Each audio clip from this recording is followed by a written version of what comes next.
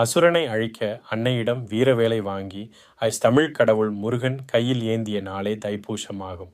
தமிழ் கடவுளான முருகப்பெருமானின் திருவிழாக்களில் முக்கியமானது தைப்பூசமாகும். 27 நட்சத்திர மண்டலங்களில் 8வது நட்சத்திரம் பூசமாகும்.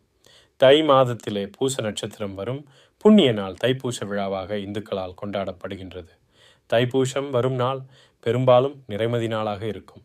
தைப்பூசம் முருகப்பெருமானுடைய விசேட தினமாகும். அன்றைய தினம் குழந்தைகளுக்கு தோடு குத்துதல், ஏடு தொடக்குதல் போன்றவற்றை சிறப்பாக செய்வார்கள். மற்றும் அடியார்கள் காவடி எடுத்தல் போன்ற நேர்த்தி கடன்களை நிறைவேற்றுவார்கள். இந்த நாளில் 6 படை வீடுகள் உள்ளிட்ட அனைத்து முருகன் கோவில்களிலும் எல்லா சிவன் கோவில்களிலும் திருவிழாக்கள் நடைபெறுகின்றன. தமிழ்நாட்டில் மட்டுமல்லாது மலேசியா, சிங்கப்பூர் என உலகின் பல்வேறு நாடுகளில் உலகெங்கிலும் உள்ள தமிழர்களால் வெகு சிறப்பாக கொண்டாடப்படுகின்றது.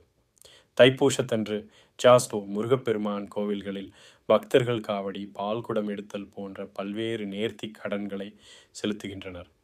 வரலாறு தேவர்களுக்கும் அசுரர்களுக்கும் இடையே ஏற்பட்ட போரில் தேவர்களால் அசுரர்களை அழிக்க முடியவில்லை. எனவே பல்வேறு இன்னல்கள் கொடுத்து வந்த அசுரர்களை அழிக்க வேண்டி சிவபெருமானிடம் தேவர்கள் முறையிட்டனர். தங்களால் அசுரர்களை அழிக்க முடியவில்லை. எனவே தங்களுக்கு தலைமை தாங்கி செல்லக்கூடிய ஆற்றல் வாய்ந்த சக்தி மிக்க ஒரு தலைவனை உருவாக்க வேண்டும் என்று அவர்கள் சிவபெருமானிடம் வேண்டினர். கருணை கடலாம் எம்பெருமான் தேவர்களின் முறையீட்டை ஏற்று தனது தனிப்பட்ட சக்தியால் உருவாக்கிய அவதாரமே கந்தன். சிவனின் நெற்றிக்கண்ணிலிருந்து வெளியான 6 தீப்பொறிகள் 6 அழகான குழந்தைகளாயின. கார்த்திகை பெண்களால் அக்குழந்தைகள் வளர்க்கப்பட்டு பின்னர் 6 முகங்களுடன் அவதரித்தது. அப்படி அவதரித்தவரே கந்தன் எனப்படும் முருகனாவார். சிவபெருமானின் தேவியான அண்ணனை பார்வதி தேவியானவள் ஆண்டி கோலத்தில் பழனி மலையில் வீற்றிருக்கும் முருகப்பெருமானுக்கு ஞானவேல் வழங்கியது தைப்பூச நாளில்தான். அதன் காரணமாகவே பழனி மலையில் தைப்பூச திருவிழா மற்ற முருகன் கோவில்களை காட்டிலும் வெகு சிறப்பாக கொண்டாடப்படுகிறது. அப்படி அழிக்கப்பட்ட வேலினை ஆயுதமாக கொண்டே முருகன் அசுர குலத்தை அழித்து தேவர்களை காப்பாற்றினான். தேவர்களுக்கு தொல்லை கொடுத்த அரக்கர்களை திருச்செந்தூர் எனப்படும் திருச்சீரலை வாயில் வதம் செய்து தேவர்கள் நிம்மதியடைய செய்தவர் முருக கடவுள்.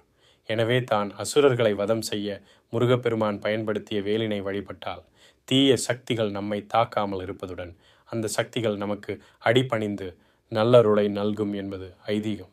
தைப்பூசத்தை முன்னிட்டு முருக பக்தர்கள் மார்கழி மாத ஆரம்பத்தில் துளசி மாலை அணிந்து விரதத்தை தொடங்குகின்றனர். சஷ்டி கவசம், சண்முக கவசம், திருப்புகழ் போன்ற பாடல்களை அன்றாடம் பாராயணம் செய்து தைப்பூசத்தன்று பழனி முருகன் கோவிலில் சிறப்பு வழிபாடு செய்து விரதத்தை முடிப்பார்கள். ஆறுமுகப் பெருமானின் அருளை அடைவதற்கு தைப்பூசம் உகந்த நாள். முருகப்பெருமானின் 6 படை வீடுகளிலும் முருகன் அடியார்கள் பலர் பாத யாத்திரையாக சென்று தைப்பூசத்தன்று முருகனை தரிசித்து விரதத்தை நிறைவு செய்யும் வழக்கத்தை கொண்டுள்ளனர்.